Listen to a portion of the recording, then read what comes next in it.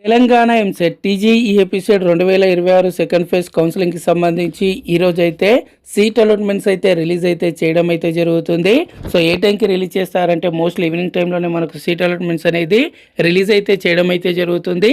Seat allotments అనేది వచ్చిన తర్వాత మీరు ఈ రోజు నుండే 24 వరకు ఏదైతే ట్యూషన్ ఫీ అనేది పే చేసి సెల్ఫ్ రిపోర్టింగ్ అయితే చేయాల్సి ఉంటుంది.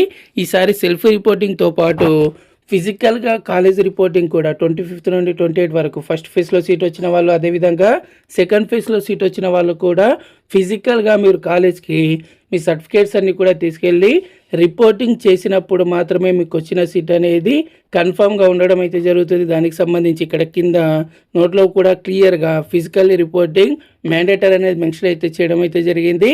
సో మీరు సీట్ అనేది క్యాన్సిల్ చేసుకోవాలనుకుంటే 28 వరకు లాస్ట్ డేట్ అయితే ఉంటుంది. అదేవిధంగా updating candidate joining details by the college వచ్చేసి 29కి అయితే చేయడం అయితే జరుగుతుంది. సో సీట్ అలాట్మెంట్ అనేది వచ్చిన తర్వాత మళ్ళీ క్లియర్గా దీనికి సంబంధించి మీకు నేను అప్డేట్ అనేది ప్రొవైడ్ అయితే చేస్తాను. ఛానల్ ఇంకా సబ్స్క్రైబ్ చేసుకున్నట్టయితే ఛానల్ని తప్పకుండా సబ్స్క్రైబ్ చేసుకోండి. అలాగే వీడియోని తప్పకుండా లైక్ చేయండి. Thanks for watching. జై హింద్.